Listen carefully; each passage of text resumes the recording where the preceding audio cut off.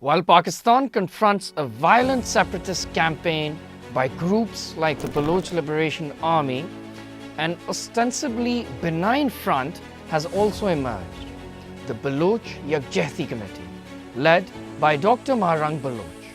The BYC presents itself as a peaceful rights group focusing on missing persons and state abuses. But a closer look reveals a troubling pattern of silence and sympathy for terrorist violence.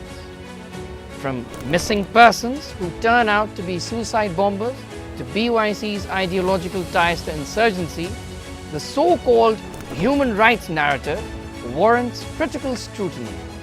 The BYC's agenda may be less about justice and more about providing cover for militant separatism. Baloch insurgents have long masqueraded as victims, disappearing into the mountains only to reappear as bombers. Consider several cases often cited by human rights lobbies.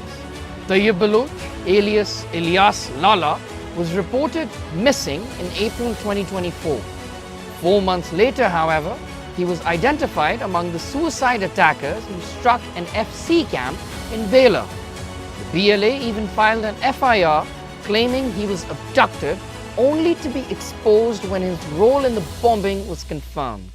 His co-attacker was Mahrang Baloch, a young woman from Gwadar who had earlier been arrested in 2023 with a suicide vest. Activists called her innocent. A year later, she drove a bomb-laden car into a security post.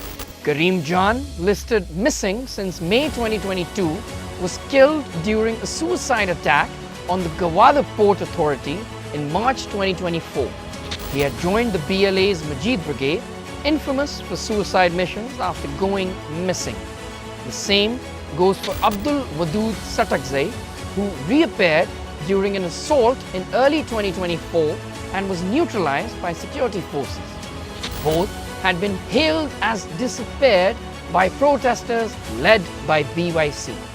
Similarly, Imtiaz Ahmed, supposedly disappeared, died during a shootout with law enforcement. Authorities confirmed he was part of a banned separatist group, and his name too was paraded on activist placards. And then there's Abdul Ghaffar Langu, Dr. Mahrang Baloch's father.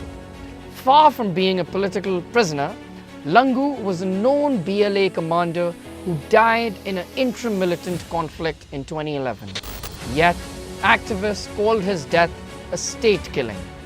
This direct connection between BYC's leadership and insurgency cannot be overlooked. These are not anomalies. Pakistani security forces report that a majority of these remaining missing persons have already joined terror outfits. Many of those killed or captured during recent attacks had once been listed by BYC as abducted civilians. The pattern is clear. BLA and similar groups exploit the missing persons narrative to hide recruits and malign Pakistan. Every time such a victim re-emerges as an attacker, it erodes the credibility of those who blindly propagate these claims. Despite these facts, BYC continues to brand itself as a peaceful rights movement.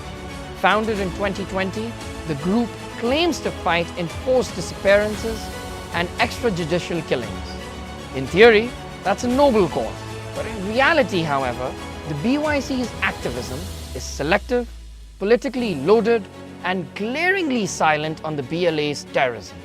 Dr. Mahrang Baloch has never condemned a single attack by Baloch militants, not even when teachers, minors, or fellow Baloch were killed. This isn't neutrality, it's complicity.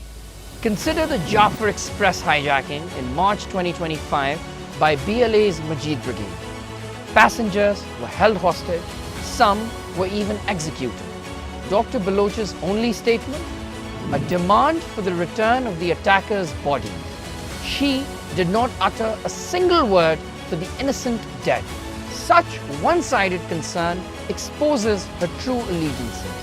Again, when 23 bus passengers were massacred in Musa Khel, or when Kalat saw civilian bombings, BYC said nothing. it seems only the deaths attributed to the state matter to them. This selective outrage is telling. True humanitarians mourn all victims. BYC, however, picks sides. Its failure to denounce Baloch insurgent violence reveals an agenda beyond human rights. It wants to delegitimize Pakistan's institutions and in doing so provides ideological cover to terror groups. Why would an organization claiming to champion peace remain silent on such atrocities? Well, the answer lies in BYC's leadership. Dr. Mahrang's own family legacy ties her to the insurgency. Rather than reject her father's militant past, she has celebrated it, visiting his grave draped in a BLA flag. That's not an act of neutrality, that's allegiance. Mind you, BYC is no grassroots movement. It's a foreign-backed pressure group masking as a civil rights body.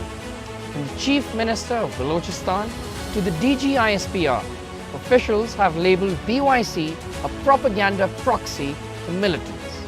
Following recent attacks, Dr. Baloch has directly been called a terrorist proxy, highlighting that her protests rarely gather more than a few dozen participants, far from the mass support she claims to represent.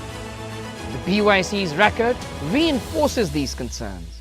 In 2023, the group organized a long march to Islamabad. Among the participants, families of known insurgents like Karim Jan and Abdul Wadood killed in action while executing terror attacks.